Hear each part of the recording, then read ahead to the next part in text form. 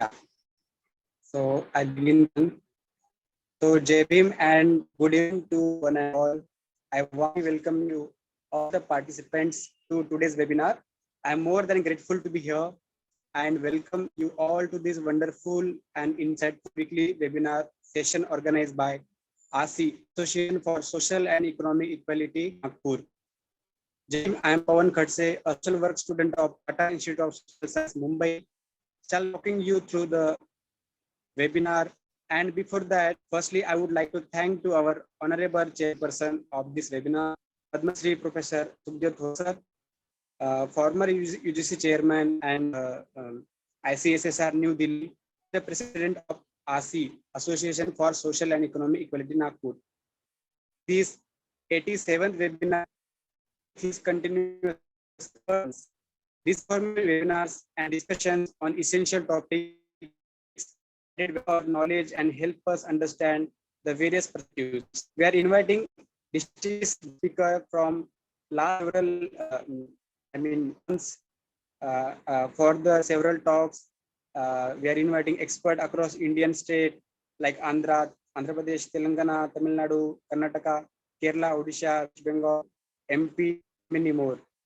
To know, learn more about and discuss more the movements, thought and ideological movements and Bahujan perspective from our Bahujan intellectuals.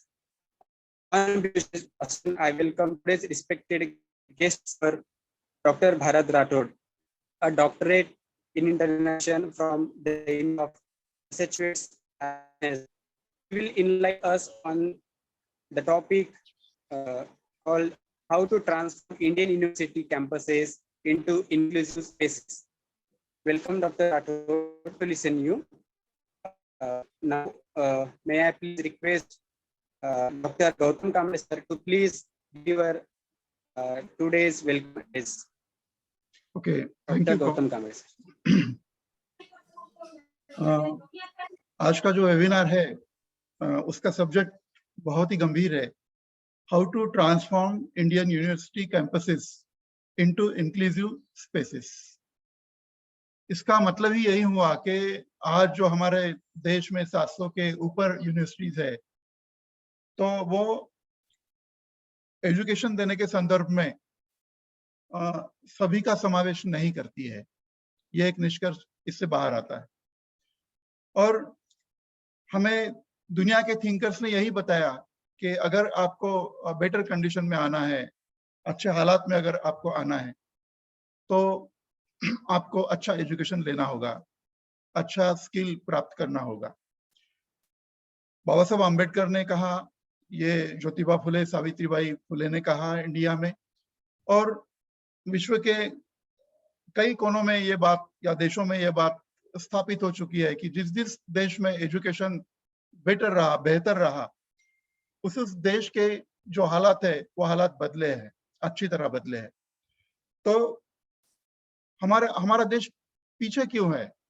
हम आज की सदी में ये बात करते हैं कि $5 ट्रिलियन की इकोनॉमी हम करेंगे, और भी कुछ बहुत सारी बातें की जाती है, विश्व गुरु की बात की जाती है, लेकिन हमारे जमीन पर है क्या? जहां पर हमारे पैर है वहां की जमीन कैसे है, जमीन पर क्या है? तो हमें दिखता है कि ऐसे कई तबके हैं, ऐसा कई समाज है कि उन्होंने अभी तक एजुकेशन देखा ही नहीं। यानी नागपुर के 25-30 किलोमीटर दूर रहने वाले कई तबके हैं कि उन्होंने अच्छा हायर एजुकेशन अभी तक देखा नहीं है। यानी उनको इंडिया में गोखले इंस्टीट्यूट ऑफ इकोनॉमिक्स ये पता नहीं है, तो बाकी लंदन स्कूल ऑफ इकोनॉमिक्स तो बहुत दूर की बात है। तो इसलिए हम देखते हैं कि यहाँ की जो यूनिवर्सिटीज है, यहाँ भी हमें ये दिखाई देता है कि सभी तबके के लोगों को अच्छा एजुकेशन देने में नाकामयाब रही है यहाँ के एजुकेशन सिस्टम। ये तो हमें स्पष्ट रूप से कहना होगा। और आज का विषय रखने के लिए डॉक्टर भारत राठौड़ साहब है, तो उनका एक स्पेशलाइजेशन है, इसी विषय पर उन्होंने पीएचडी प्राप्त की है। तो मुझे ऐसा लगता है कि ये जो एक सहयोग है, ये बड़ा अच्छा सहयोग है, और इसीलिए उनका जो नॉलेज है उस नॉलेज का बेनिफिट इस इंडिया के जो मतलब जवान लोग है, युवा लोग है, उन्हें मिलना चाहिए खास करके, और हमारा भी एजुकेशन होना चाहिए। यही एक पर्पस आज के वेबिनार का है। मैं आपका अधिक समय नहीं लूंगा और मैं पवन को ये कहता हूं अभी कि वो अपना ये वेबिनार आगे बढ़ाए। धन्यवाद। Thank you, Dr. Gautam Kamble, sir. Now, we will listen to our guest speaker. Before that, I would like to invite my friend Siddhi, a student of TIS Mumbai, doing her master's in women's studies, to please briefly introduce our today's guest speaker, Dr. Bharat Rathod, sir. Siddhi. Thank you, Pavan. Thank you, Pavan. Jai Bhim to everyone. I'm Siddhi. I'm here to introduce today's eminent guest speaker, Dr. Bharat Rathod. Dr. Bharat Rathod, sir, has a doctorate in international education from the University of Massachusetts, Amherst. His research interests comprise of caste, higher education in India, diversity, equity, and inclusion framework. His book, Dalit Academic Journey, Stories of Caste, Exclusion and Assertion in Indian Higher Education, will be published in the end of 2022. Dr. Rathod worked for inclusive universities, linking diversity, equity, and excellence for the 21st Century Research Project, which was funded by the United States India Educational Foundation. He worked in the non-profit sector and was a leader in a community-based organization in his marginalized neighborhood in India. Over the last decade, he has been associated with youth mentoring activities to promote higher education among the excluded communities in India. Dr. Rathod will launch an online mentoring platform, Rise Up Mentoring, to mentor and offer resources to youth from excluded communities in India. He has been coordinating the anti-caste campaign at the University of Massachusetts, Amherst, to add caste as a protected category in the anti-discriminatory framework of the university. So this was a brief introduction of Dr. Bharat Rathod, sir. I invite you, sir. And I welcome you again. Siddhi, and now I invite to our guest speaker, Dr. Bharat Rathod, to please enlighten us on the topic, how to transform Indian University campus into inclusive spaces. Over to you, sir. Okay, thank you so much. First of all, thank you so much, Pawan, Gautamji, and Siddhi for introduction and setting a context of this talk. Before I start my talk, I would like to thank Professor Sukhadeo Thorat, who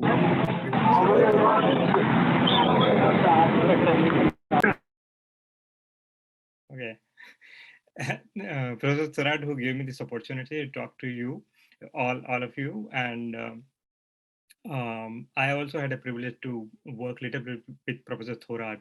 So thank you so much, Professor Thorat. I'm not sure whether he is here, in this event or not, but I think please communicate. Sir will join after some time, sir. Okay, no problem. But this is just my gratitude towards him. Okay, so okay. Before I start my talk, let me clarify a couple of things. Number one, कि जिस तरह से मैंने आगे बात किया था, पूछा था कि हिंदी इंग्लिश, तो मुझे ऐसा लगता है कि Hindi would be probably the better actually, but I would try to mix both. Number one. Number two, if those who are not comfortable in Hindi, they can speak in English. I'm fine with that, okay? Language is not a problem. Even you can speak in Marathi, I'm fine, I can understand, but I would reply in either Hindi or English, right? तो मैं पूरी कोशिश करूंगा कि मैं हिंदी में बोलूं, लेकिन अगर इंग्लिश बीच में आ जाए तो प्लीज़ मुझे माफ़ कर देना, क्योंकि काफ़ी लंबे टाइम से मैं यहाँ पे हूँ और टेक्निकल सब्जेक्ट है, तो सारी चीज़ें हिंदी में बता पाना थोड़ा मुश्किल है, तो मैं कोशिश करूँगा, ओके। मैं करीब 40-45 मिनट्स बोलूँगा, मैं ज़्यादा नहीं बोलूँगा, बिकॉज़ मैं चाहता हूँ कि डायलॉग हो, नॉट अ मोनोलॉग, नॉट कि मैं ही बोलूँ और आप लोग सुनते रहें। मैं चाहता हूँ कि मैं कुछ जो टॉपिक है, how to transform Indian universities into inclusive spaces, मतलब कि जो हमारी इंडियन यूनिवर्सिटीज़ हैं, उसको हम किस तरह से एक समावेशी, सभी को साथ में लेके चले, इस तरह की हम बना सकते हैं। तो मैं कोशिश करूंगा कि इसको हिंदी में जितना हो सके उतना मैं बताऊं। और मेरी जो ये टॉक है उसके मेन दो बिंदु हैं, दो बिंदु इन द सेंस, वन इज ये है कि मेरा जो थ्योरेटिकल और जो मेरा रिसर्च है, जो मेरा डॉक्टरल रिसर्च है, तो मेरी जो टॉक है वो बेस्ड ऑन मेरा जो डॉक्टरल पीएचडी का जो रिसर्च है उस पे है, नंबर वन। एंड सेकंड जो एस्पेक्ट है उसका वो है, मैं पिछले 12 साल से यहाँ पे यूएस में हूँ, यूएस हायर एजुकेशन पे हूँ। तो वो एक्सपीरियंस दोनों, so I am not just talking in terms of खाली थियोरेटिकल या बुक की बात नहीं कर रहा हूँ, मैं अपना जो लिव्ड एक्सपीरियंस है, जो मैं यहाँ पे जिया हूँ, खास करके यूनिवर्सिटी कैंपस पे, so I am bringing both this aspect that is called theory and practice, in theory and lived experience I am bringing together. मैं कोशिश करूंगा कि दोनों को मैं मर्ज करके बताऊं। ओके, सो सबसे पहले हम बात करें कि ये जो टॉपिक है वो क्यों इस तरह से मैंने सिलेक्ट किया, कि मैं जब ये कहता हूँ कि हम किस तरह से हमारे इंडियन यूनिवर्सिटी कैंपसेस या हायर एजुकेशन के जो कैंपसेस है या इंस्टीट्यूशन है उसको हम किस तरह से समावेशी इंक्लूसिव बना सकते हैं, इसका मतलब ये है कि मैं ये कहना चाहता हूँ, इसका प्रपोजिशन ये है कि हमारी इंडियन यूनिवर्सिटीज या हायर एजुकेशन जो है वो समावेशी नहीं है, वो समवेयर डिस्क्रिमिनेटरी है। ठीक है, वो डिस्क्रिमिनेटरी के कई बिंदु हो सकते हैं, जैसे कि सबसे बड़ा बिंदु जो है वो है सर्टेनली कास्ट है, ठीक है, जेंडर भी है और क्लास भी है। बट जो मेरा जो रिसर्च फोकस है वो कास्ट है। और कास्ट एक, हम सब जिस तरह से जानते हैं कि कास्ट एक हमारे भारतीय समाज की एक सोशल रियलिटी है, बहुत सारे लोग जो कहते हैं, जो अपने आप को कास्टलेस बोलते हैं या कास्टलेस बताने की कोशिश करते हैं, but we all practice caste explicitly and subtle way. मेरा भी, बिकॉज मैं इंडिया में ही पला बड़ा हूँ, गुजरात में मेरा जन्म है, वहीं पे बहुत बड़ा हिस्सा निकला है, तो मैं ये कह सकता हूँ कि हम लोग कास्ट को जीते हैं और सांस की तरह उसको हम इनहेल करते हैं और एक्सेल करते हैं। It's a part of everyday life and culture. Okay, और हायर एजुकेशन जो है वो हमारे वो समाज का ही हिस्सा है। इसका मतलब जब हायर एजुकेशन में हम आते हैं, एज ए वाइस चांसलर से लेके छोटा से छोटा जो कर्मचारी है वो, उसमें सब कोई आएगा, फैकल्टी, स्टूडेंट, स्टाफ, सब, हम सब वो कास्ट के बैगेज को लेके हम साथ में आते हैं, राइट।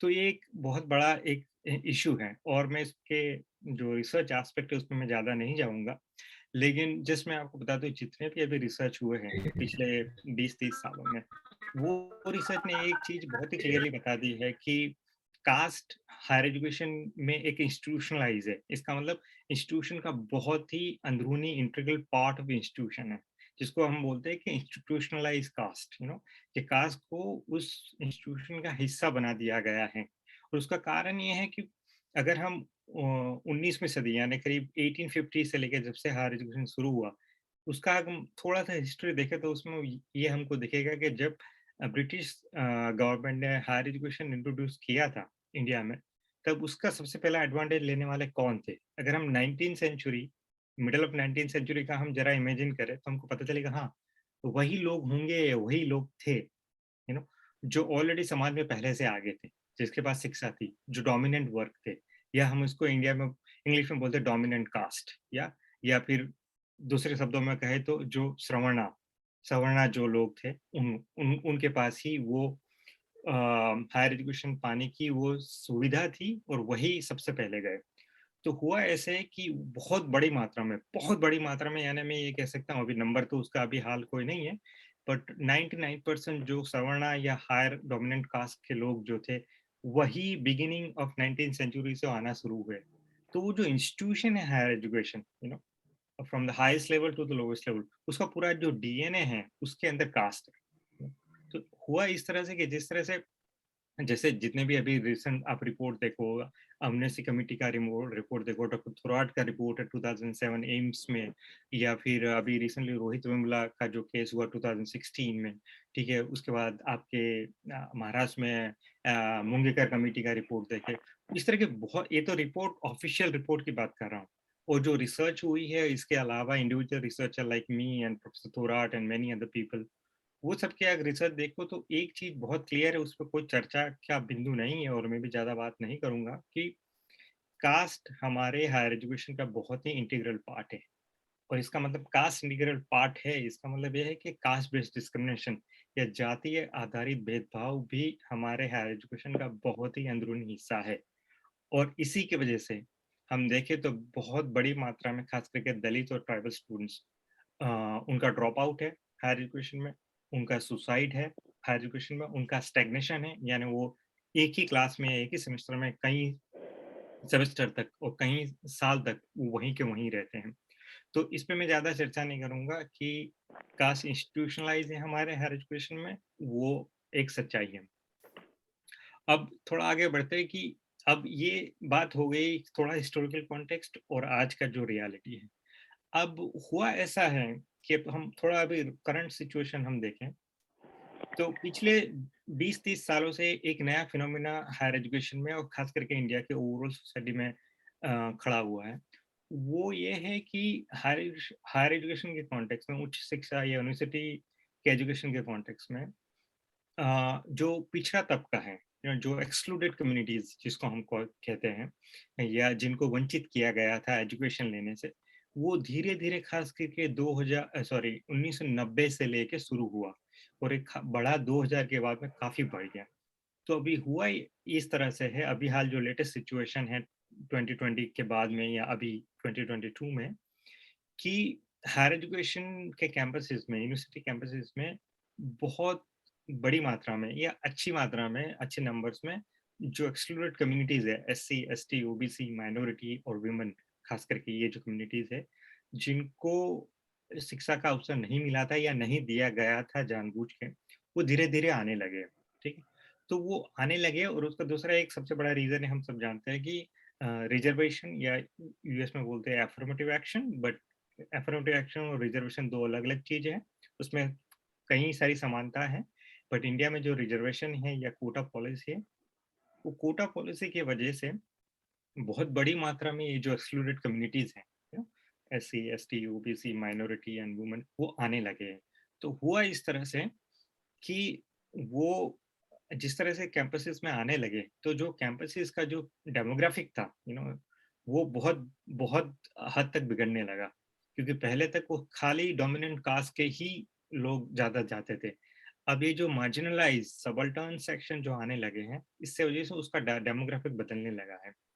अब इसमें एक दिक्कत ये शुरू हुई है कि स्टूडेंट लेवल पे ये माइनॉरिटी और ये एक्सक्लूडेड कम्युनिटीज और सब आने लगे, राइट, बट जो जो मैनेजमेंट लेवल है, जो फैकल्टी लेवल है, वो अभी भी बहुत हद तक वो डोमिनेंट कास्ट का ही उनका दबदबा है। तो एक इम्बैलेंस खड़ा हुआ है, वो इम्बैलेंस के वजह से आजकल हम जो पिछले खास करके 5-7 साल में जो हम कैंपसेस पे देख रहे हैं, वो बहुत सारे बदलाव, बहुत सारी एक टेंशन, सोशल टेंशन हम जिसको बोलते हैं, कि सामाजिक एक तनाव पैदा हुआ है कैंपसेस पे, क्योंकि ये जो स्टूडेंट्स है मार्जिनलाइज कम्युनिटीज से, एक्सक्लूडेड कम्युनिटी से, वो बात करते हैं सोशल जस्टिस की, वो बात करते हैं जस्टिस की, वो बात करते हैं इक्वालिटी की, वो बात करते हैं इंक्लूजन की, राइट। और दूसरी तरफ ये जो मैनेजमेंट है और जो ये फैकल्टी है, ये अभी भी डोमिनेंट कास्ट से उनका ही दबदबा है। तो वो चाहते नहीं है कि आप जस्टिस की बात करें, वो नहीं चाहते आप इक्वालिटी की बात करें, और वो बिल्कुल ही नहीं चाहते आप कास्ट वर्ड यूज करें, क्योंकि उनके हिसाब से तो कास्ट है ही नहीं, दे आर कास्टलेस, उनका कास्ट है ही नहीं। तो ये जो एक जो गैप खड़ा हुआ है, उसके वजह से हम पिछले कई सालों से कैंपसेस पे बहुत सारा तनाव देखते हैं, बहुत सारा संघर्ष देखते हैं। और इस संघर्ष में एक चीज हमें सबको जान लेनी चाहिए कि संघर्ष में कौन मार खाएगा या कौन पिछड़ेगा। इस संघर्ष में वही पिछड़ेगा जो पिछड़ा हुआ है, इन द सेंस कि ये संघर्ष में जो एक्सक्लूडेड कम्युनिटीज के स्टूडेंट है, उनको सबसे ज्यादा मार पड़ता है। वो मार पड़ता है, फिजिकल हो, उनके एकेडमिक प्रोग्रेस में हो, उनके मेंटल हेल्थ में हो, ठीक है, उनके डिग्री सक्सेस रेट में हो, उनके रिसर्च में हो, उनका प्रोग्रेस में है, उस सब में वो मार पड़ रहा है। और हम आए दिन देखते रहते हैं कि ऐसे बहुत सारे रिपोर्ट और न्यूज़ आर्टिकल्स आते आते ही रहते हैं। अब हम मूव करते हैं इसके अ, एक एक इंसिडेंट की बात करूँगा, क्योंकि मैं कुछ पॉइंट ही यहाँ पे बता रहा हूँ कि 2016 में जब रोहित वर्मा का केस हुआ, हम सब जानते हैं कि नेशनल लेवल पे वो बहुत बड़ा हंगामा हुआ था। And ministry of human resource and development, तब उसके मिनिस्टर थे स्मृति ईरानी जी, तो उन्होंने एकदम एज अ रिएक्शनरी पॉलिसी, कि बहुत सारा हंगामा खड़ा हुआ, बहुत सारे लोग सवाल करने लगे, गवर्नमेंट पे प्रेशर आया, तो स्मृति ईरानी जी ने, जब वो मिनिस्टर थे, तो उन्होंने ये अनाउंस कर दिया कि हम एक पॉलिसी बनाएंगे, वो पॉलिसी डिस्क्रिमिनेशन को रोकने के लिए बनाएंगे। ओके, उन्होंने पॉलिसी क्या अनाउंस कर दिया, ठीक है, और उन्होंने कुछ ही दिनों में एक परिपत्र यानी उन्होंने एक ऑर्डर रिलीज किया, और वो ऑर्डर में इस तरह से लिखा गया कि भाई हम ये डिस्क्रिमिनेशन को रोकने के लिए हम कदम उठाएंगे, पॉलिसी बनाएंगे, ठीक है।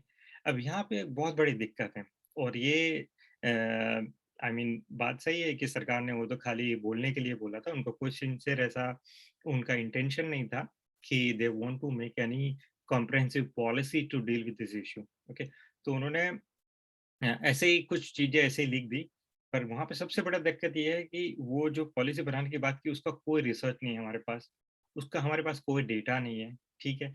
उसके बाद हमारी कोई उसकी उसको लेके कोई कोई समझ ही नहीं है, जैसे हम वर्ड यूज करते हैं कि डिवर्सिटी या इक्विटी या इंक्लूजन, उसको लेके कोई समझ ही नहीं है। आप मेरा तो रिसर्च है इस पे, आप खुद भी देख सकते हो, किसी भी आप यूनिवर्सिटी में हो तो वहाँ पे देख लीजिए कि कोई पॉलिसी है उनके वेबसाइट पे या उनके आई मीन किसी भी डिपार्टमेंट में या सेक्शन में, कि जहाँ पे उन्होंने डिवर्सिटी, इक्विटी और इंक्लूजन को डिफाइन किया गया हो कि भाई what is the meaning of equity, inclusion and diversity. कहीं पे कुछ नहीं है। तो कहने का मतलब है, ये जितनी भी बातें होती है पॉलिटिकल लेवल पे, वो खाली के खाली एक लीप अप होती है। There is no sincere attempt to make change. तो कहने का मतलब है, जो कास्ट का जो इंटीग्रल कैरेक्टर है हमारे इंडियन इंस्टीट्यूशन का, वो वहीं के वहीं है, और वहीं के वहीं उन लोग रखना चाहते हैं टू मेंटेन स्टेटस को। ये इसमें कोई चेंज नहीं अभी तक आ रहा है। अब मैं सेकंड पॉइंट पे यहाँ पे जाना चाहूँगा कि अम, जो मेरा यूएस का जो स्टडी का एकेडमिक एक्सपीरियंस और रिसर्च है, और जो लिव्ड एक्सपीरियंस है जो मैं यहाँ पे रहा हूँ, वो क्या कहलाता है। ये मैं इसलिए आपको कहना चाहता हूँ कि आपको ये थोड़ा सा समझ में आए कि इंडिया की ये सिचुएशन है और यूएस में किस तरह की सिचुएशन है। तो जैसे हमारे इंडिया में जिस तरह से कास्ट एक बहुत बड़ा इश्यू है, जैसे मैंने बोला हायर एजुकेशन में, और कास्ट बेस्ड डिस्क्रिमिनेशन है, कास्टिज्म है, इसी तरह से यूएस में भी ये इश्यू है, वो रेसिज्म का है। हम सब जानते हैं वहाँ पे स्किन कलर या स्किन बेस्ड जो डिस्क्रिमिनेशन होता है, रेसिज्म, वो है। बट यहाँ पे हायर एजुकेशन समाज का एक बहुत ही अलग तबका है। हमारे इंडिया की तरह वो समाज का एक हिस्सा ही नहीं है कि जो समाज में जो कल्चर है वही हायर एजुकेशन में कल्चर है। यहाँ पे जो मेरा मेरा एक्सपीरियंस है पिछले 12 साल का, और as a student of social science and a doctor student, के जो मैं यही स्टडी कर रहा हूँ, तो मैंने ये देखा है कि यूएस का हायर एजुकेशन में अक्रॉस द बोर्ड बोल रहा हूँ, इन जनरल जो भी मेरा एक्सपीरियंस है, वहाँ पे हायर एजुकेशन में रेसिज्म को लेके बहुत ज़्यादा अवेयरनेस है। मैं ये बिल्कुल ही नहीं कह रहा हूँ कि यहाँ पे यूएस हायर एजुकेशन में डिस्क्रिमिनेशन नहीं है, रेसिज्म नहीं है, रेस बेस्ड इश्यू नहीं है, मैं बिल्कुल नहीं कह रहा हूँ। मैं सिर्फ ये कहने की कोशिश कर रहा हूँ, मैं रिपीट कर रहा हूँ कि यहाँ पे यूएस का हायर एजुकेशन जो है वो बहुत ही प्रोग्रेसिव है, वो बहुत ही सेंसिटिव है रेसिज्म को लेके, ओके, और बहुत ही सिंसियर है, मैं ये कहता हूँ। अब हम थोड़ा-सा इसको हम देखें कि जो रिसर्च पॉइंट ऑफ व्यू इन्होंने क्या क्या किया है। तो इंडिया में हम देखते हैं कि कास्ट को समझने के लिए जो थ्योरेटिकल अंडरस्टैंडिंग है, वो कोई ख़ास नहीं है। हमारे यहाँ पे कोई ऐसी कॉम्प्रिहेंसिव या जिसको कह सकें एक एक एक बहुत ही सॉलिड कास्ट को समझने की कोई theoretical framework, we don't have any theoretical framework to understand caste comprehensively. But अगर हम यूएस में देखें तो पिछले 30-40 सालों में, मैं कहूँगा 70-80 के दशक से अभी तक 40-50 सालों में, इन्होंने बहुत ही अच्छी तरह से डेवलप किए theoretical framework to understand race and racism, okay. और रेस का मतलब सिर्फ इस तरह से नहीं है कि ब्लैक एंड वाइट। रेस पूरा एक जो जो हमारा जो पूरा सेक्शन है कास्ट का, ओके, एससी एसटी ओबीसी, इस तरह से रेस में भी यहाँ पे black, Latino, people of colour, Asian. So पिछले 40-50 सालों में इन्होंने बहुत ही अच्छी तरह से उसका थ्योरेटिकल फ्रेमवर्क बनाया है, जिसको यहाँ पे बोलते हैं कि critical race theory, okay. Critical race theory ये इन्होंने डेवलप किया है, और ये इतना अच्छी तरह से डेवलप किया है कि इसको इन्होंने हर हर डिसिप्लिन में यूज किया। स्टार्ट हुआ था लॉ से, और लॉ से उन्होंने धीरे धीरे इसको डेवलप करके education, sociology, arts, entertainment, sports, आप नाम लीजिए, उस सब्जेक्ट में उन्होंने क्रिटिकल रेस थियरी को डेवलप किया है। तो ये सारा के सारा जो डेवलपमेंट है उसमें हायर एजुकेशन का बहुत बहुत बड़ा हिस्सा है। तो मैं ये कहना चाहता हूँ कि हायर एजुकेशन जिस तरह से रेस को इम्पोर्टेंस दिया है, रेसिज्म को इम्पोर्टेंस दिया है, वो इंडिया के कंपेयर में यहाँ पे बहुत ज़्यादा है। वो हमें ये सीखने की ज़रूरत है, और यही मैंने अपने रिसर्च में भी कहा है। और मेरी बुक आने वाली है जो कि मेरे डॉक्टर रिसर्च के बेस पे है, वो दिसंबर तक आएगी। उसमें एक बहुत बड़ा कंपोनेंट यही है कि हम किस तरह से यूएस के एक्सपीरियंस से हम सीख सकते हैं। मेन चीज़ ये है कि सिचुएशन थोड़ी-सी अलग है, लेकिन बहुत सारी समानता है। समानताएँ वो कास्ट हो या रेस हो, कास्टिज़्म हो या रेसिज़्म हो, डिस्क्रिमिनेशन यहाँ पे भी है, वहाँ पे भी है, और बहुत सारे हिस्से। अब यहाँ पे दूसरी बात ये हुआ है कि जैसे मैंने आगे कहा कि यहाँ पे भी अफर्मेटिव एक्शन या रिजर्वेशन दोनों अलग-अलग है, बट कि जो पिछड़ा तबका है, खास करके ब्लैक्स एंड लेटिनो, और यहाँ पे जो अमेरिकन नेटिव अमेरिकन जो है, जो कि हम बोल सकते हैं हमारे वहाँ पे ट्राइबल या आदिवासी, जो हमारे भाई-बहन हैं उनकी बात। तो ये black, Latino and native American के लिए यहाँ पे भी सॉर्ट ऑफ रिजर्वेशन है, जिसको आप अफर्मेटिव एक्शन यहाँ पे बोलते हैं, कि भाई उनको तरक्की में या जॉब्स में, एजुकेशन में किस तरह से लाया जाए धीरे-धीरे। तो यहाँ पे अफर्मेटिव एक्शन को भी धीरे-धीरे चैलेंज किया गया है, यू नो, जिस तरह से इंडिया में चैलेंज करते हैं, यहाँ पे भी किया गया। बट इन्होंने एक नया तरीका उसको धीरे-धीरे ढूँढना शुरू किया, वो 1990 से शुरू हुआ, और वो तरीका था डाइवर्सिटी। ओके, अब जस्ट अ मिनट।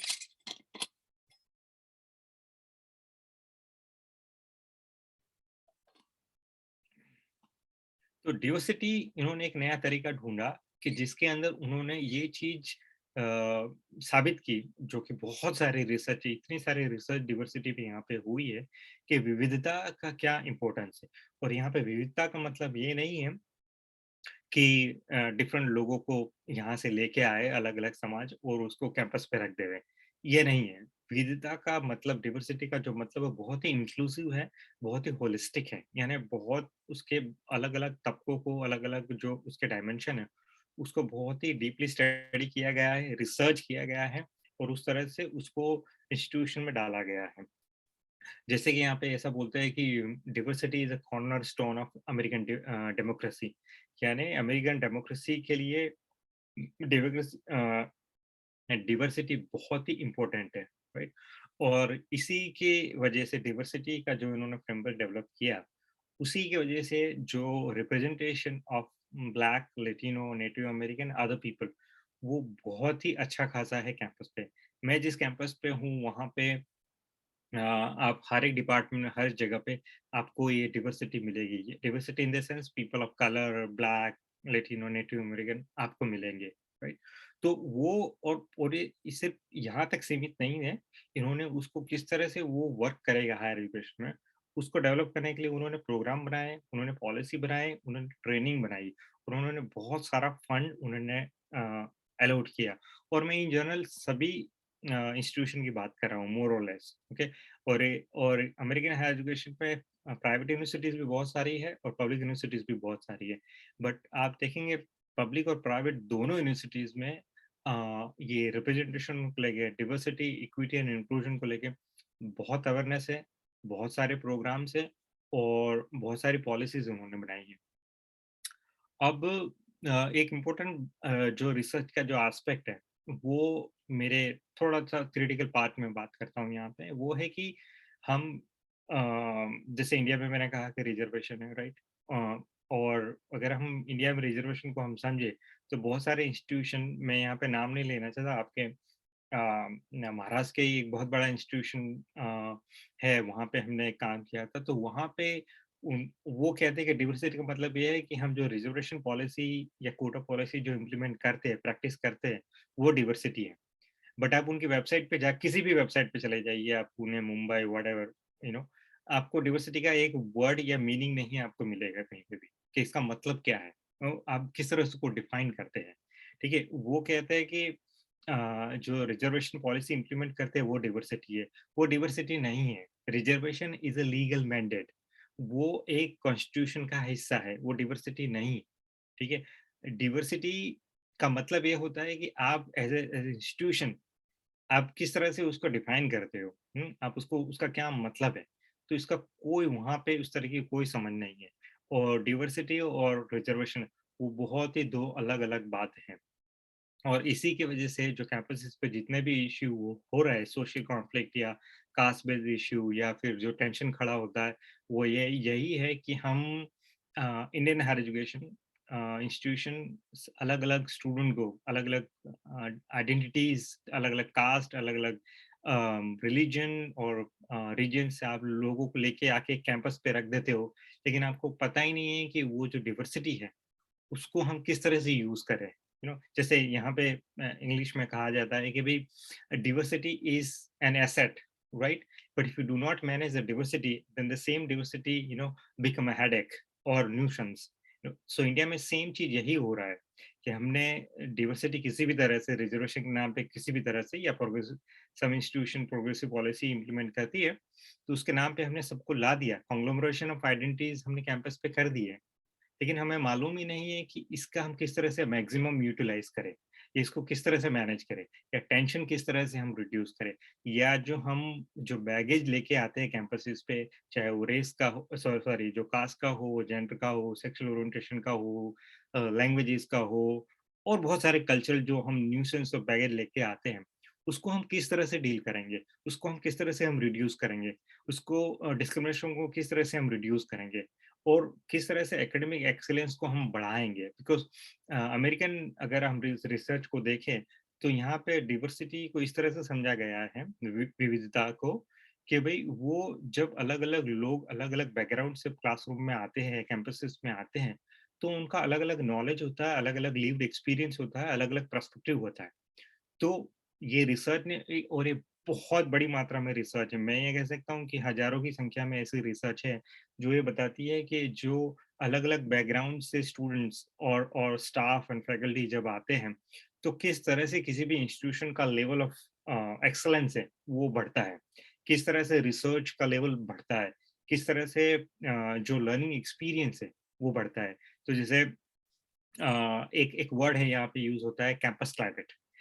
जैसे हम बोलते हैं क्लाइमेट यानी वेदर, कि भाई आज ठंडा है, गर्म है, बारिश से नहीं है, तो यहाँ पे एक फ्रेमवर्क बोलते हैं कैंपस क्लाइमेट फ्रेमवर्क। ओके, तो वो बहुत सारे इंस्टीट्यूशन, खास करके जो पब्लिक एंड प्राइवेट बड़े इंस्टीट्यूशन हैं, वो हर 4-5 साल में एक बार कैंपस क्लाइमेट सर्वे करते हैं। इसको बोलते हैं कैंपस क्लाइमेट असेसमेंट। यानी पूरा का पूरा कैंपस, इसमें स्टूडेंट, स्टाफ, फैकल्टी, एवरीवन, सभी पार्टिसिपेट करते हैं। और जो इंस्टीट्यूशन है, मैं मेरे कैंपस की बात कर रहा हूँ, यूनिवर्सिटी ऑफ मैसाचुसेट्स एमएस में लास्ट ईयर ही हुआ था 2021 में, पहला हुआ था 2016 में। तो वो कैंपस क्लाइमेट सर्वे में वो दिखाने की कोशिश करते हैं कि, और समझने की कोशिश करते हैं कि हमारे जो कैंपस पे अलग अलग आइडेंटिटी से लोग हैं, अलग अलग रेस से लोग हैं, अलग अलग जेंडर और सेक्सुअल ओरिएंटेशन से जो लोग हैं, अलग अलग क्लास से जो लोग हैं, उन वो किस तरह से यहाँ पे फील करते हैं। क्या वो पार्ट ऑफ इंस्टीट्यूशन फील करते हैं, या उनको डिस्क्रिमिनेशन फील करते हैं, उनके क्या फीलिंग है, उनके क्या पर्सपेक्टिव है, उनका क्या एक्सपीरियंस है। तो वो जो उनका डेटा आता है, और वो डेटा उन लोग पब्लिक करते हैं। Everything is public. If you go online, UMass, Amherst, campus climate survey or campus climate assessment, you will get the whole report. और वो report वो publish करते हैं. Everything is published, okay? And then वो meeting करते हैं, town hall meeting, जहाँ पे हर कोई पार्टिसिपेट करता है, और वहाँ पे डिसाइड होता है कि अब ये जो बड़े बड़े इश्यू है, उस पर किस तरह से आगे बढ़ा जाए। जैसे कि आप यूमास के वेबसाइट पे आप देखोगे, मैं ये स्पेसिफिक एग्जांपल दे रहा हूँ क्योंकि ये मैंने स्टडी किया है और मैं इस कैंपस पे हूँ। So from my lived experience point of view I am just telling you, but you can see on other campuses, other universities website and their policy. तो यहाँ पे वर्ड कॉमनली यूज होता है, उसको बोलते हैं स्ट्रेटेजिक डाइवर्सिटी प्लान और strategic plan for diversity, inclusion and equity and inclusion.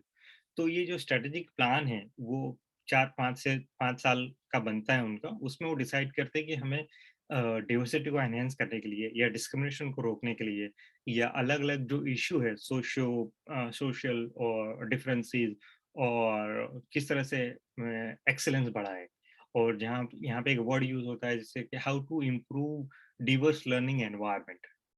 तो ये जो पढ़ाई है जो या रिसर्च या जो एजुकेशन होता है उसको हम किस तरह से एनरिच करें, किस तरह से हम उसका क्वालिटी हम उसको बढ़ाएं, तो उसका प्लान बनता है और उस पे पॉलिसी एक्शन और बजट अलॉट होता है, अच्छा खासा बजट अलॉट होता है for activities from student level. Even student are also getting like जो स्मॉल स्मॉल ग्रुप है, स्टूडेंट के ग्रुप है, they are also getting funding from the university to organise their programme, you know. Uh, अब मैं कुछ खास मुद्दे जो डिवर्सिटी पॉइंट ऑफ व्यू से है वो यूमास के, वो मैं कहना चाहूँगा कि मेरा खुद का जो एक्सपीरियंस है, I would talk more about my personal experience now in this section, कि मैं as a student from excluded community back in India, मैंने वहाँ पे मास्टर किया है और मैंने यहाँ पे मास्टर और PhD यहाँ पे किया है। तो जब मैं पढ़ता था तब मैंने जिस तरह से वहाँ पे डिस्क्रिमिनेशन फेस किया और मैं कब वहाँ पे मैं कभी बोल नहीं पाया, मेरे खुद के कंट्री में, खुद के यूनिवर्सिटी में कभी बोल नहीं पाया या बोलने की हिम्मत ही नहीं थी, क्योंकि वहाँ पे कभी ऐसा एनवायरनमेंट ही नहीं खड़ा किया गया था, ऐसा एनवायरनमेंट ही नहीं था और आज भी नहीं है। तो कोई खड़ा होके क्लासरूम में किसी भी टॉपिक को लेके वो बोले कि भाई मुझे डिस्क्रिमिनेशन है, चाहे कास्ट को लेके या रेस या फिर जेंडर को लेके या सेक्सुअल ओरिएंटेशन को लेके, हमारे वहाँ पे वो एनवायरनमेंट ही नहीं है, कोई खड़ा ही नहीं होगा। लेकिन यहाँ पे वो एनवायरनमेंट है। मैं यहाँ पे international student, as an international student or people of color, I'm not a white, okay, so as a people of color, मेरे यूनिवर्सिटी में खड़ा होकर मैं बोल सकता हूँ और वहाँ पे कोई आपको रोकता नहीं है। जैसे मैं एग्जांपल दूँ, जब 2016 में डोनाल्ड ट्रम्प प्रेसिडेंट बन के आए थे, तो पूरे देश में और खास करके यूनिवर्सिटी कैंपसेस पे एक माहौल बन गया था कि ये पर्सन सिलेक्ट होके आए जो कि hardcore right wing person, you know, और रेसिस्ट पर्सन, यू नो। तो अब किस तरह से हमारी यूनिवर्सिटी का वो कल्चर बदलेगा और किस तरह से एनवायरनमेंट बदलेगा। तो हमारे हमारे कॉलेज हमारे डिपार्टमेंट में मीटिंग हुई और करीब 20-25 लोगों ने पार्टिसिपेट किया, उसमें मैं भी था।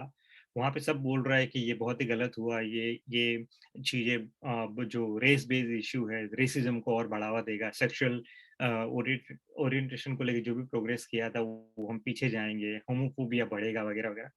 तो हम सबने बोला और मैंने भी बोला, बट मुझे किसी ने भी ये नहीं बोला कि भाई आप इंटरनेशनल स्टूडेंट हो, आप कैसे अमेरिका के अंदरूनी मामले में बात कर सकते हो या आप यूएस के प्रेसिडेंट को किस तरह से ऐसे बोल सकते हो, किसी ने ऐसा नहीं बोला।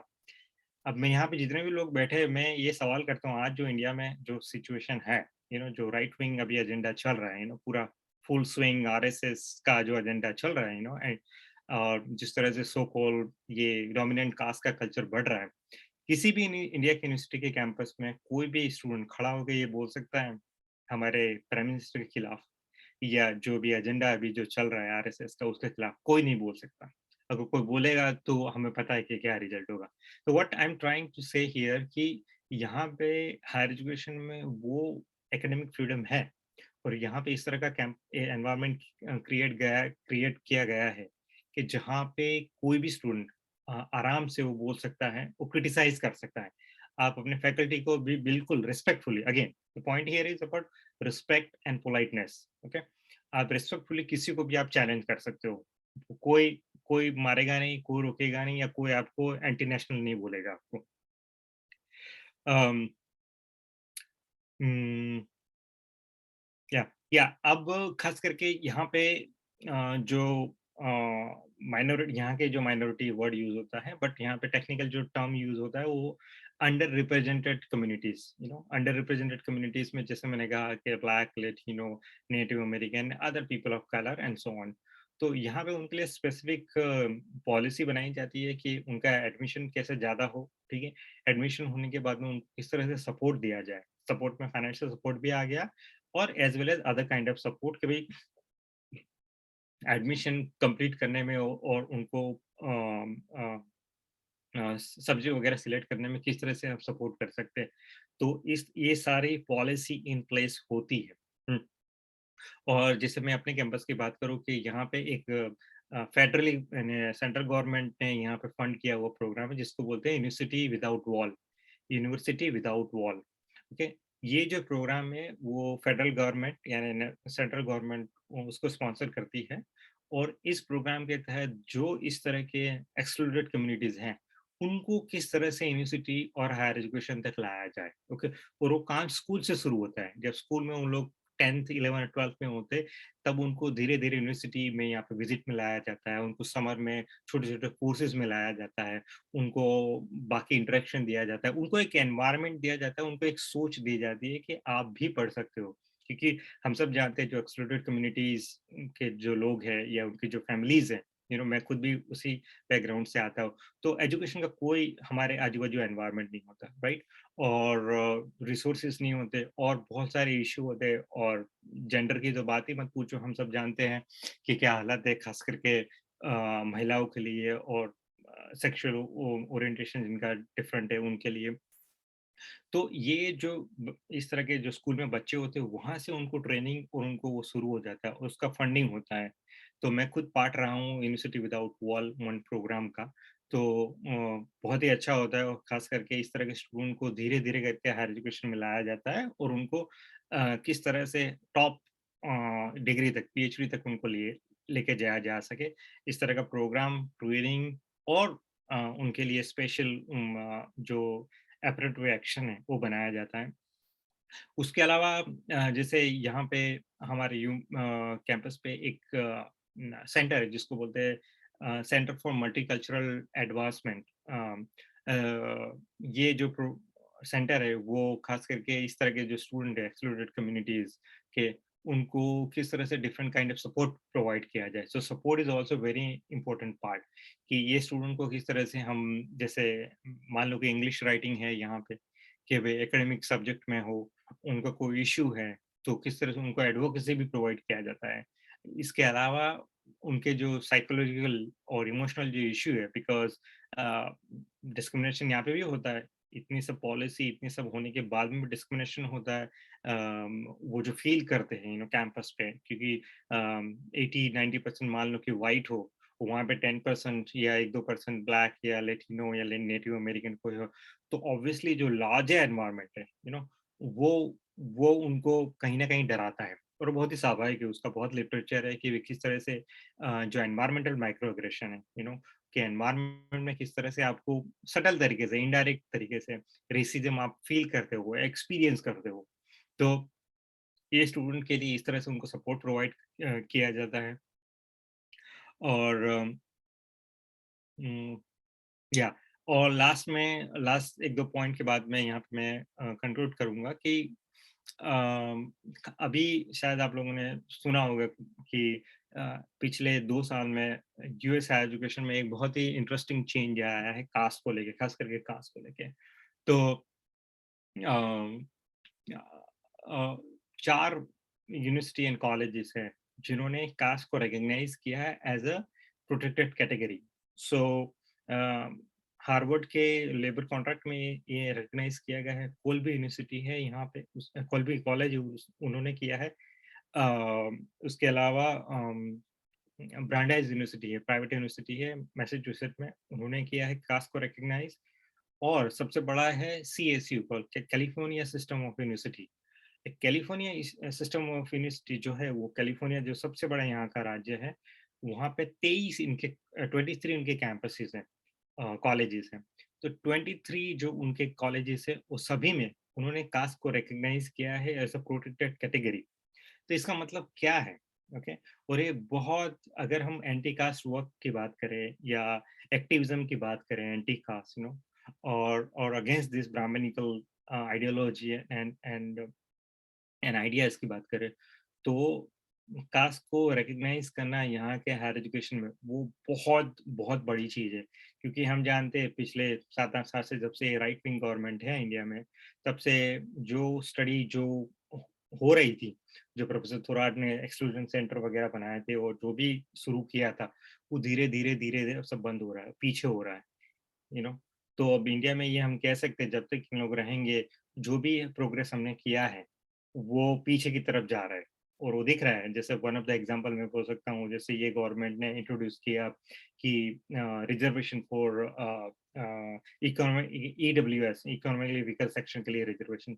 ओके, परफेक्ट एग्जांपल है कि किस तरह से जो भी हमने प्रोग्रेस किया है उसको पीछे लेके जाना चाहते हैं, और किस तरह से वो अपना जो एजेंडा है डोमिनेंट कास्ट वाला, ब्राह्मणिज्म वाला, वो किस तरह से हम लोग फैलाना चाहते हैं।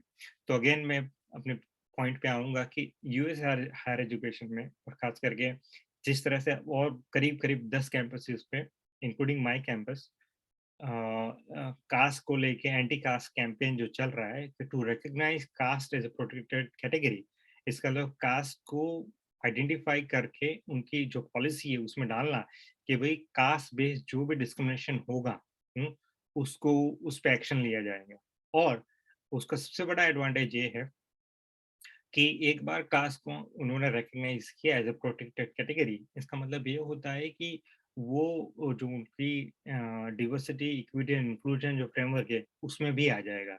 उसका मतलब ये है धीरे धीरे आ जाएगा। इसका मतलब ये है कि जो स्टूडेंट्स फ्रॉम एक्सक्लूडेड कम्युनिटीज हैं उनके लिए अमेरिकन एजुकेशन सिस्टम में चांसेस बढ़ जाएंगे। मैं ऐसा नहीं बोलता हूँ कि सब बदल जाएगा, एकदम सब ठीक हो जाएगा, बट बहुत अच्छे होंगे, और ज़्यादा से ज़्यादा स्टूडेंट फ्रॉम एक्सक्लूडेड कम्युनिटीज से आने लगते।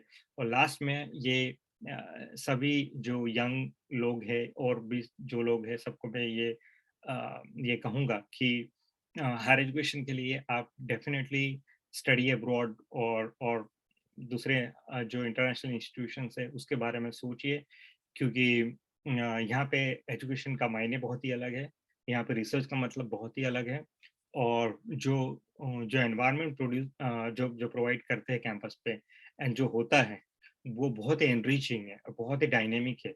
और जो मैंने अपने रिसर्च में जो भी मैंने सीखा है उसका बहुत बड़ा हिस्सा इवन जो यहाँ पे भी मैं बोला हूँ उसमें से बहुत बड़ा हिस्सा जो मेरा लिव्ड एक्सपीरियंस है यहाँ पे कैंपस पे, और खास करके हायर एजुकेशन के कॉन्टेक्स्ट में वो बहुत ही अलग है इंडियन यूनिवर्सिटी से लेके। तो सभी यंग लोगों को ये सोचना चाहिए कि वो किस तरह से इस तरह का एक्सपीरियंस ले। बात यहाँ आने की नहीं कर रहा हूँ, मैं ये कह रहा हूँ किस तरह से वो इंटरनेशनल और इस तरह का एक्सपीरियंस और स्टडी अब्रॉड के बारे में सोचे, अपना रिसर्च के बारे में सोचे। और ये सब लर्निंग एक्सपीरियंस बहुत ही यूनिक है, वो आपको पर्सनल लेवल पे एंड प्रोफेशनल लेवल पे दोनों में आपको बहुत काम में आएगा। तो मैं यहाँ पे आई होप मैं कंक्लूड करता हूँ, मैंने 40 मिनट में कंक्लूड किया है, और मैं चाहूँगा कि आप ज़्यादा से ज़्यादा सवाल पूछो और कमेंट करें प्लीज़। मैं आपको कहूँगा कि प्लीज़ चैलेंज, आप बात को मान मत लीजिए, किसी भी बात को चर्चा कीजिए। प्रॉब्लम हमारे इंडिया में यही है, भक्ति का नया जो संदर्भ शुरू हुआ है वही है। तो चैलेंज कीजिए, बात मान मत लीजिए। तो प्लीज़ मैं यहाँ पे कंक्लूड करता हूँ और रैप अप करिए। So thank you so much, Dr. Bharat sir. So I open the stage now for the questions, queries, comments, doubts. So you guys can drop your comments or questions in the chat box, or can raise your hands to ask directly question to the speaker. So there are many questions in the chat box, sir. I would read one by one, so we can take them, right, sir?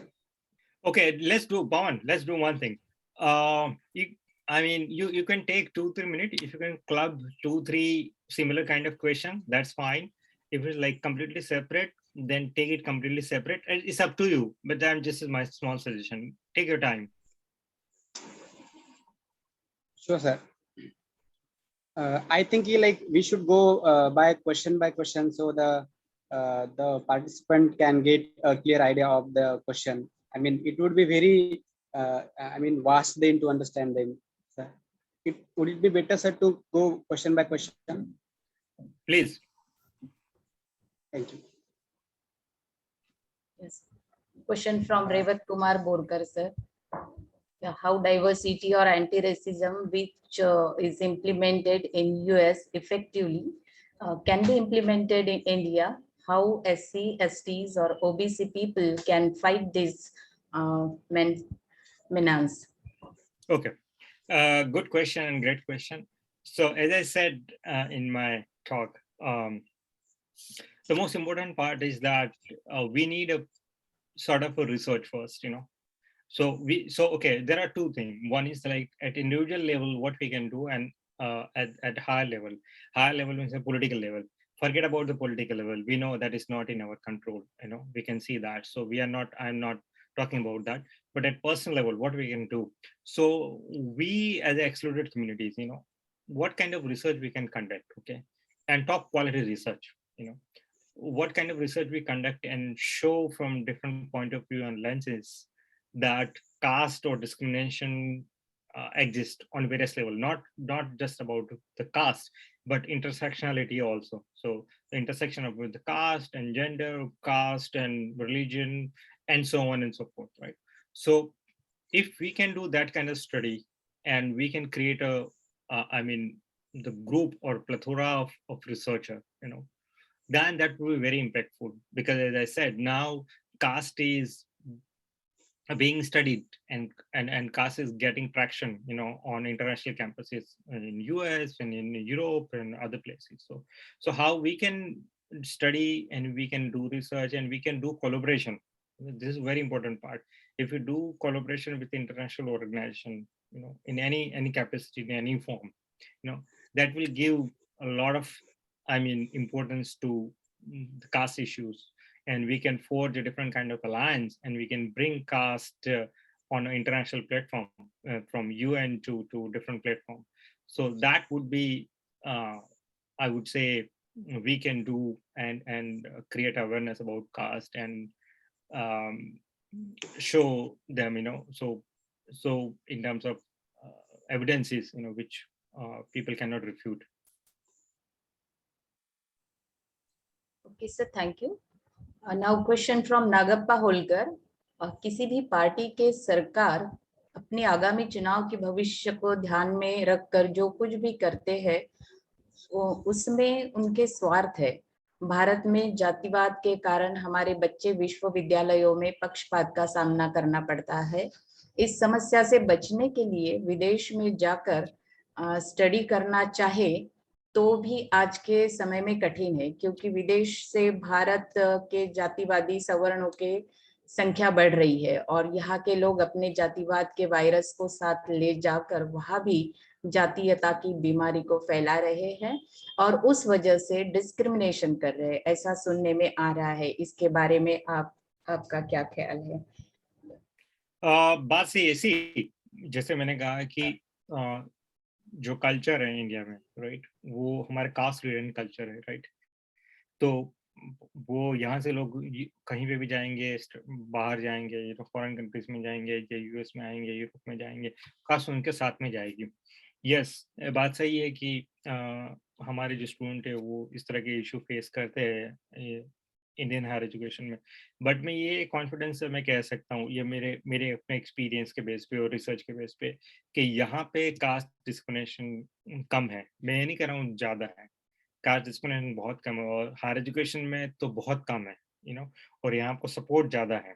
और जिस तरह से मैं अपनी बात कहूँ तो, और ऐसा भी नहीं है कि सारे के सारे जो सो कॉल्ड डोमिनेंट कास्ट से लोग हैं वो सारे कास्ट से हैं, ये बात मैं नहीं कहूँगा, क्योंकि मेरे अपने कैरियर में यूएस में पढ़ने में जो मुझे सपोर्ट करने वाले जो दो लोग जो थे बड़े मेरे मेंटर, वो दोनों ही सो कॉल्ड वो कास्ट को नहीं प्रैक्टिस करते हैं, but so called, I am using word so called, वो भी सवर्णा कम्युनिटी से है। वो दोनों ने ही मुझे सपोर्ट किया है, तभी मैं यहाँ पे हूँ। तो ऐसा भी नहीं है। तो कहने का मतलब ये है कि आप अपनी तरह से कोशिश कीजिए। यस, प्रॉब्लम्स आएंगे, रियलिटी ये है कि डिस्क्रिमिनेशन है, बट मेरा ये मानना है कि यहाँ पे सपोर्ट ज़्यादा है, अच्छा है, और जो पढ़ाई का जो लेवल है वो बहुत ही यूनिक है। वो इंडिया में सामान्य तौर पे मैं कहूँगा कि आपको मिलना बहुत ही मुश्किल या नामुमकिन के बराबर है। Next. Thank you sir. Mister S Ravi Kumar, please unmute yourself. आप खुद को अनम्यूट कीजिए sir. S Ravi Kumar sir, आप सुन रहे हो सर मुझे?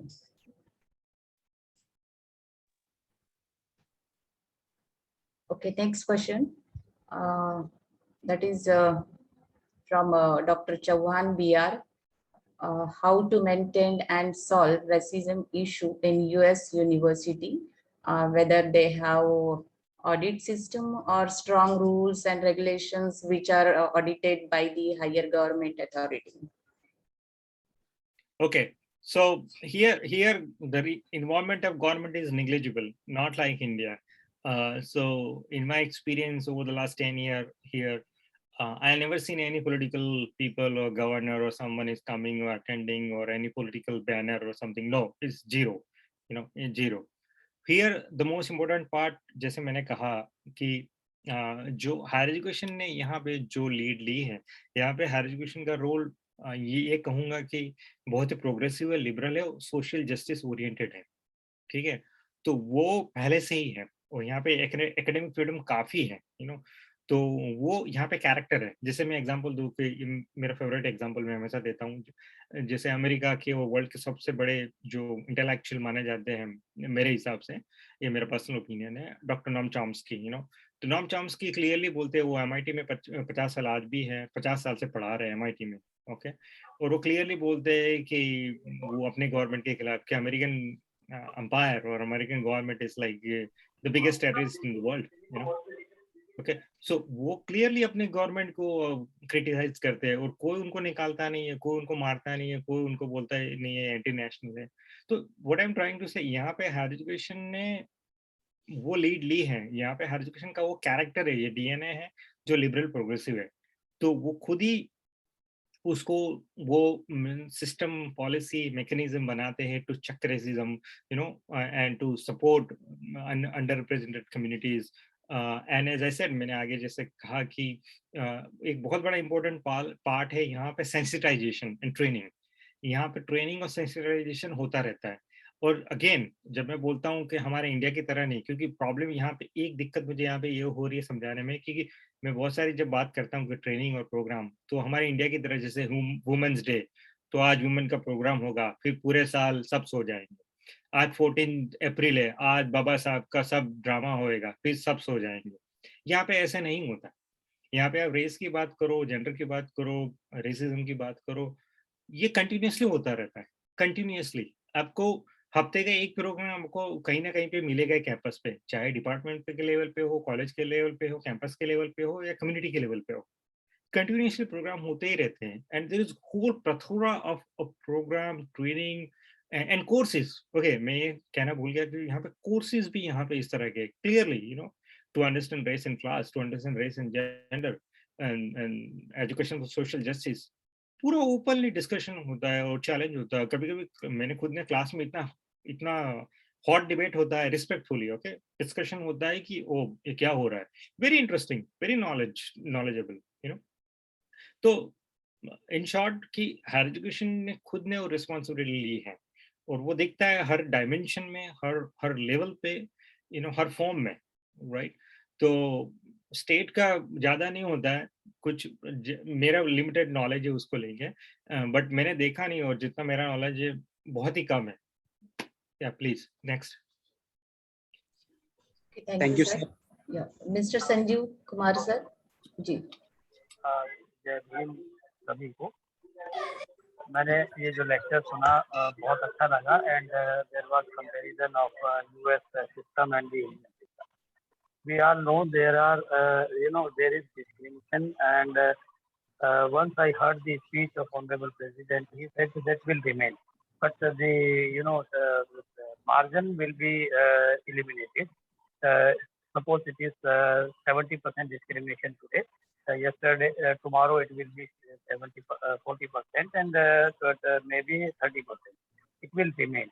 मेरा जो सबमिशन है दो चीजों को लेकर है। हम लोग क्या हो गया है कि वी हैव बीन मतलब diverted from our focus which was education. Babasaheb ने क्या किया कि स्ट्रगल के साथ साथ में ही focus on himself and gain that much degree and made a world record, which we are not making. What we are doing is we are just mingled with the politics that this is happening, this government is doing that government is doing that. Government will remain the same because the upper caste people are in both, in all the political parties. They will remain, they will do whatever they want to do. My only question is how we can, get rid of this, that discrimination in the higher education. The solution is we have to, our students have to take more and more admissions in the Ph.D. And have to become the teacher.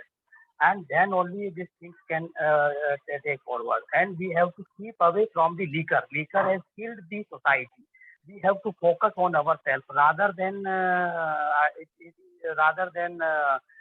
focusing that the discrimination is there, the religion is there, the caste is there. We have to focus on ourselves, wherever we are there in the world over. One. Another is US is a amalgamation of whole world people. Gentry is there. They are not like Indians. India is having its original population with them. That's why this caste problem and everything will be there. What the caste problem was in the Bollywood when a Brahmin woman gets married with the Muslim people. We have my humble submission with all the participants and this chief speaker and the chairman sahab, that we have to focus on ourselves. Our people have to focus on our children. Our children have to be away from the WhatsApp. Our children have to be away from social media. They have to focus on core studies, which is lacking. Thank you so much. Okay, can I respond to just one sentence? Yes, please. Yeah. So see here, my point is only about sticking to the main topic, how to make Indian universities into inclusive spaces, not about other aspect and political. So I'm stick to my point and my talk. So no comment about that. Please, next. Okay, sir. Question from Dr. N.C. Meshram. Have you noticed any discrimination by high caste student from India studying in USA? Okay, good question. Yes, but not like India. Okay, here discrimination exists more in a subtle way and in terms of the cultural point of view, not the discrimination the way happens in India, very explicit, because they also know that if they discriminate, then they might face a serious consequences, number one. And number two, here we also need to understand very interesting point. So now you raise the point, so I would like to mention this. So the same so-called upper caste people or the Savarna people, they criticize and they oppose the reservation back in India, right? But when they come to United States, or particularly United States, they're asking the favor and the support of affirmative action or reservation in some form here. So they try to show how diverse they are, so they use the diversity policy to get admission, to get a funding support, to get a research support, and so on. So they oppose reservation over there, but here they asking for diversity quota, and they apply for the diversity quota. So they have a double standard, number one. And as I said, yes, they're discriminated, but here they cannot discriminate openly, number one. Number two, here overall culture is very dynamic and very I would say social justice oriented. So the environment itself doesn't allow them in terms of to practice their stereotype and prejudices. So not much, but it happens. And the best example we can see, if you have noticed the famous Cisco case, So yeah, next. Yeah, question from Sujay Kanti Ghoshal, sir. Respected sir, it was nice lecture. As you have addressed about the present environment of higher education institutions in India, do you think previously there were all things okay? Please mention the role of academicians to solve today's issue. I mean, academician in terms of very few scholars, those who are studying this kind of issue or caste issues or discrimination issue in India, because in India, the autonomy is not there. The political class, they maintain control over higher education, right? And as I said, compared to US, that kind of control is not here. Academic freedom is, a lot of academic freedom here, So, I mean, individually, just people, there are some individual people, those who are doing study, but this is not issue of individual sort of research, and that we can do, individually we can do. But here, the larger point I'm trying to make throughout my talk is about how to create a system, how to develop a policy which support liberal, progressive, social justice oriented ideas and research. That's the main point. Okay, so individually we can develop, but until and unless there is some institution take a lead, particularly my best hope is about private universities. If they can take a lead and they can do this kind of research, then that might create a segue and to follow some kind of trend in future. But yeah, that's the scenario. Thank you, sir. Now question from Sambodhi. How do we know we are actually facing casteism in any given situations? How do we identify covert casteism?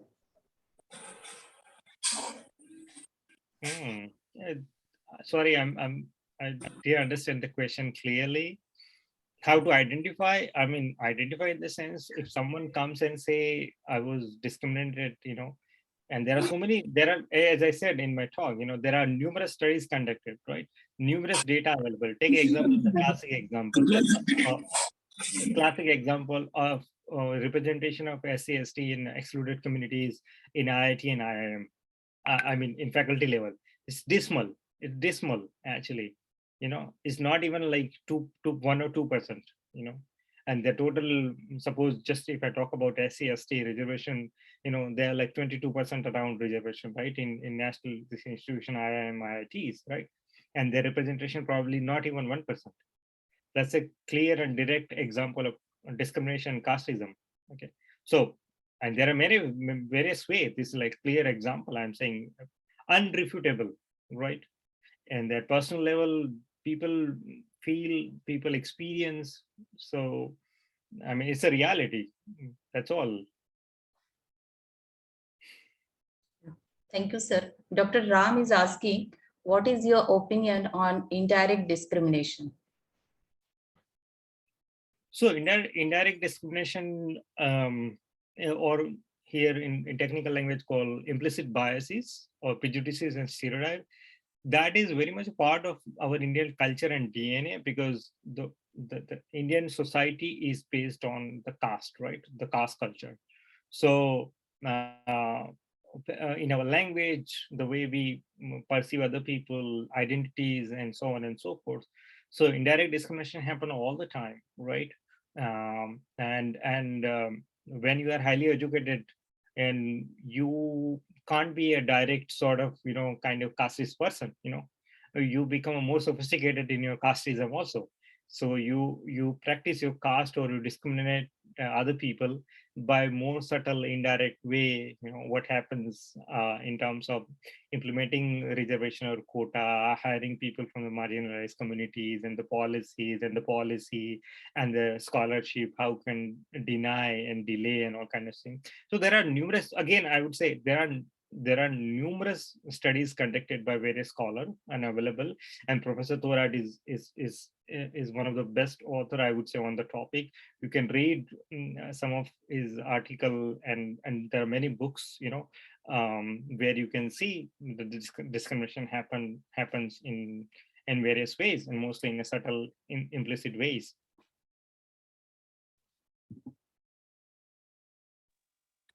Thank you, sir. Question from Dr. Pushpa Thoratji. Management majority of a higher caste is causing more harm to lower caste students. What is the solution? There is not a single bullet solution.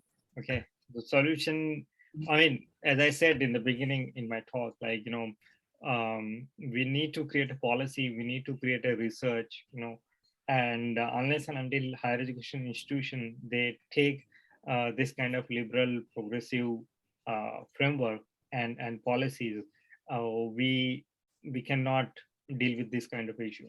Okay. And in my research and in my book, I also mentioned that what we can learn from US higher education in terms of dealing with discrimination, to helping students from marginalized communities, what kind of policies, what kind of programs, okay, we can adapt, what kind of sensitization, what kind of training we can adapt. And I have one section, there is a one section in my book called recommendation. It's 5-page long recommendation section, and I have given the specific example in that specific example with the program, with the link of university. You can go to that particular link and you can see, okay, what kind of program they're providing, as I mentioned earlier, in terms of the policy, program, sensitization, and support, and so on. There are so many other stuff. So that kind of initiative we need. And people, those who are in any power to make any small changes in their capacity, they should start that small change in their university, in their department, in their class, and that would be kind of a segue. Yeah. Some questions are similar with the previous question, so not need to read, I think. One question from Sanju, again, sorry. Hello. Yes, Hello. please go ahead. Yeah, this is Ravikumar from Northeastern Hill University. Go ahead. Can you hear? Yeah.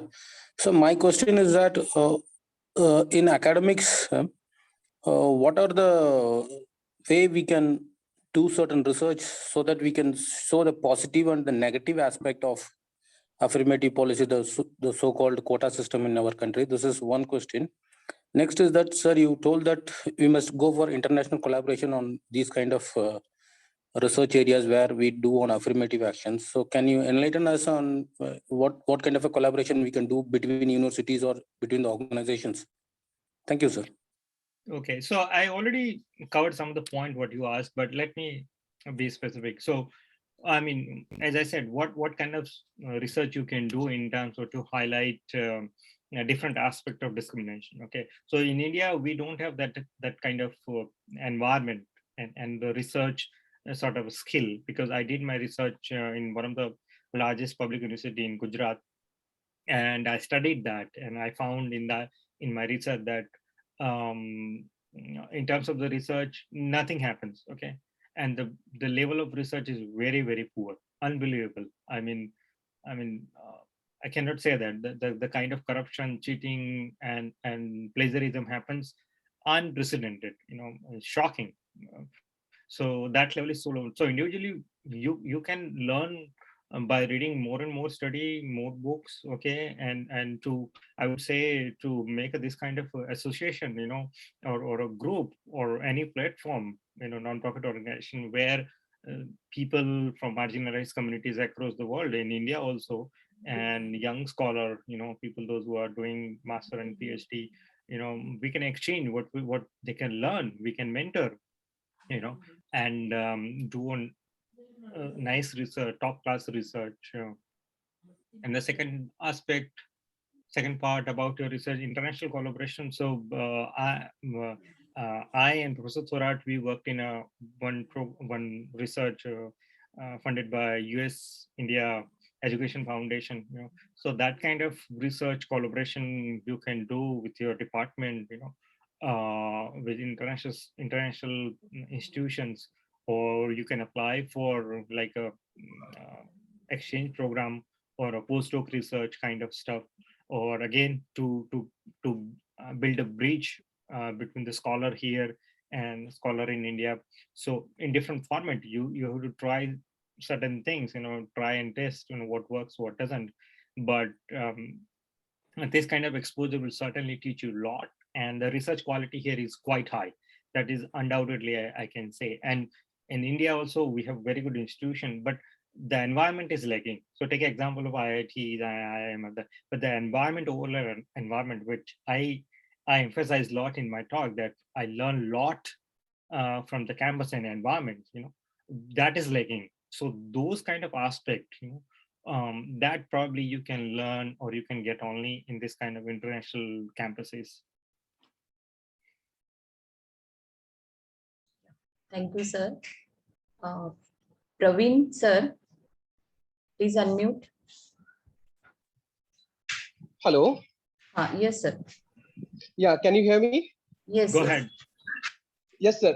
Thank you for your talk. Actually, I joined quite late, but the question I'm having, I'm considering the social construct. For example, many of our professionals, whenever they finish their graduations, their prime response, their prime basically object is to get the economic sustainability.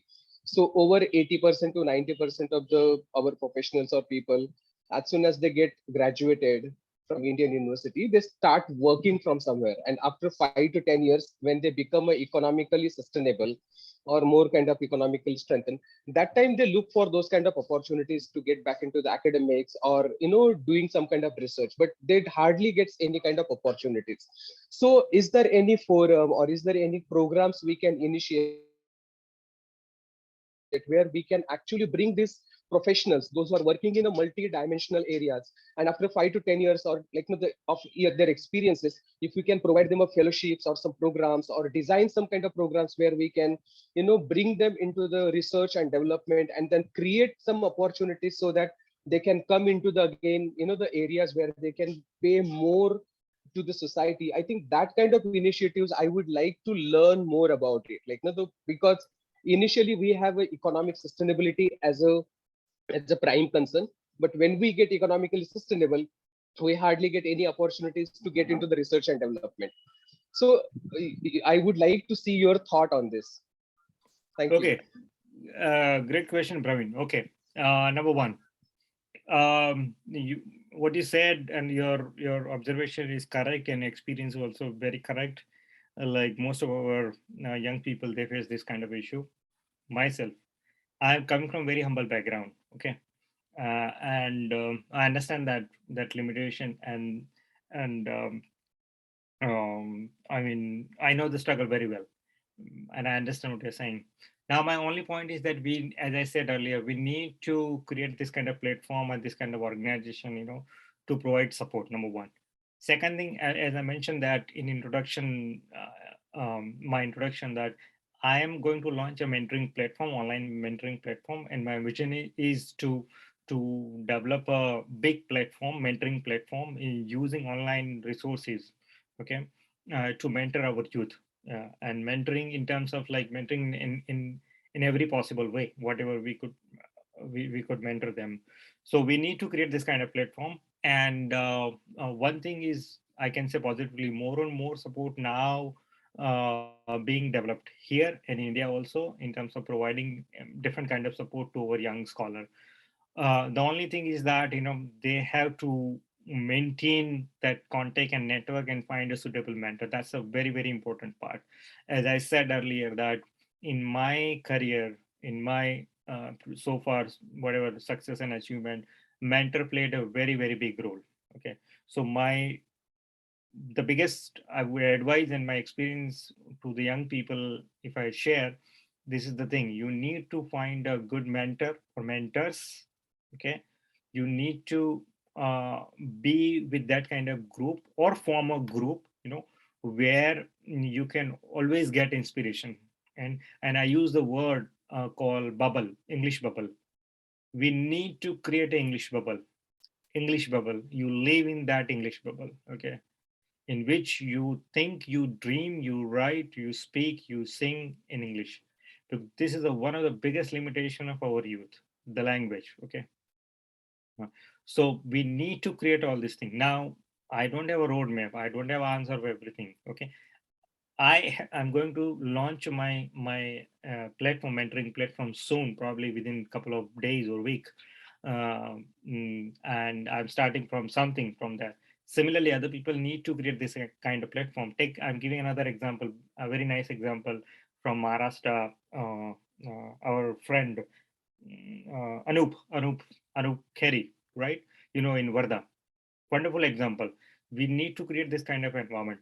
We need to support, okay, and different kind of this. I'm just giving example. People have to come up with a brilliant, innovative ideas and concept to provide different kind of support.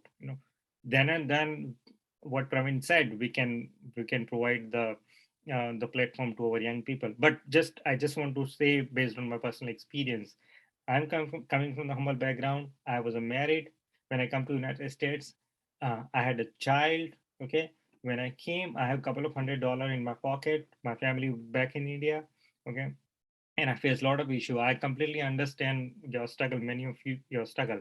But the only thing is that you have to keep moving, and you have to keep in contact with the people, those who can help you, support you, mentor you. That will really help, and you can, I mean, make your dreams come true. Yeah. Thank you, sir. Thank you so much. Dr. Chauhan says, thank you, Dr. Rathod, sir. Thank you so much for delivered very informative talk. Please, can you share your mobile number or email for future clarification if needed in future? Okay, so certainly I would put my email ID, not mobile number. I don't give mobile number because see, in India here there's a huge difference. People call in midnight and a lot of difference, and I don't go. I don't use mobile much, just very limited use. So email is best. I'm printing my email ID. Okay, so good. Next question.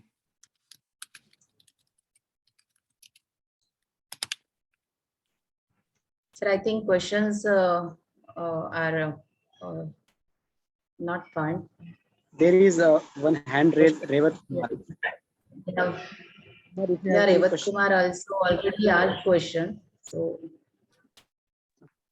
okay, Pavan, go ahead. We should stop here.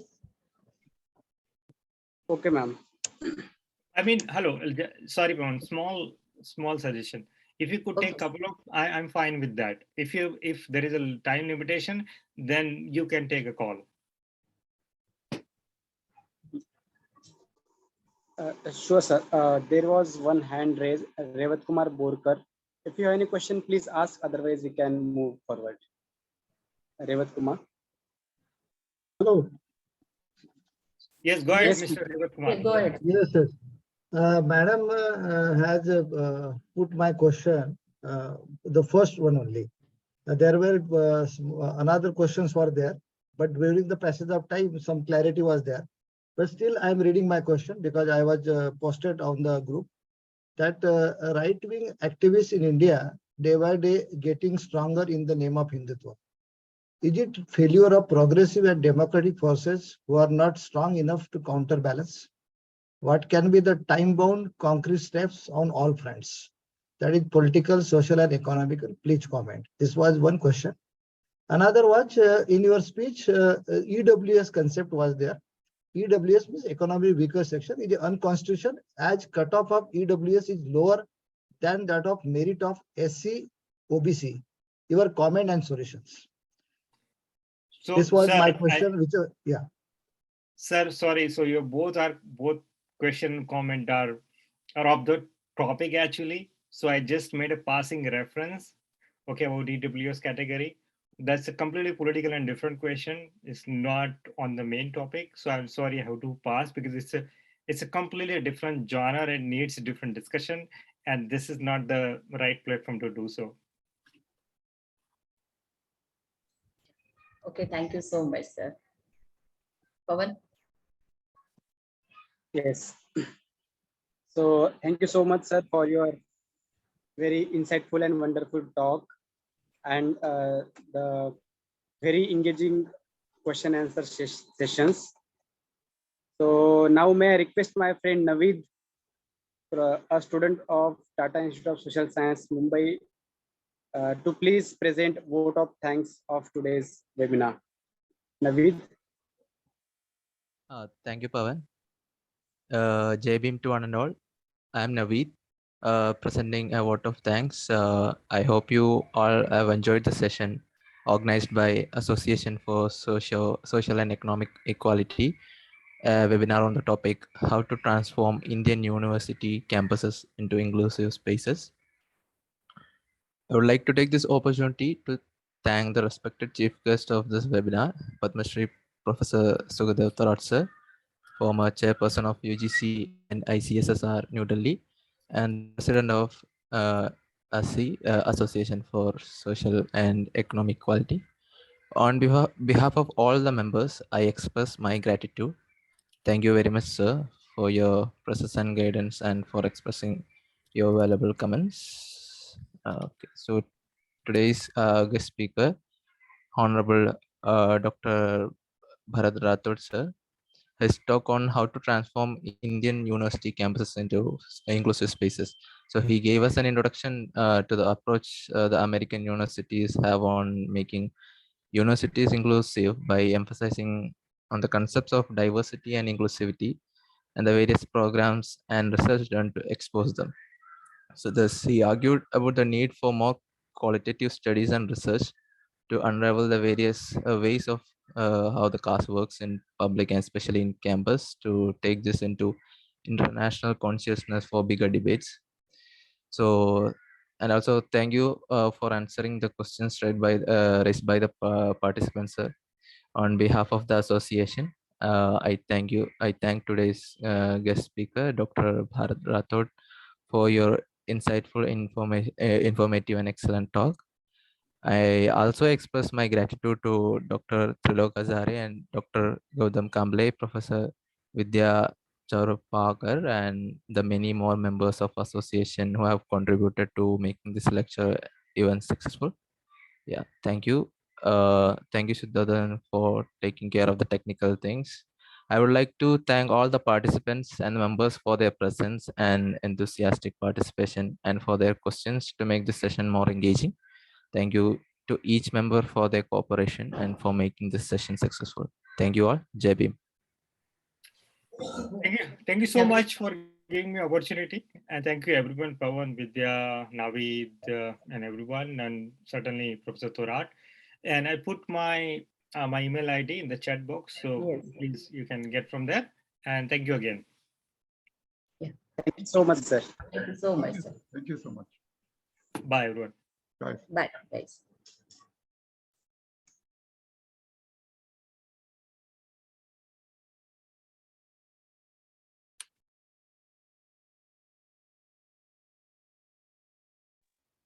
We may stop the recording.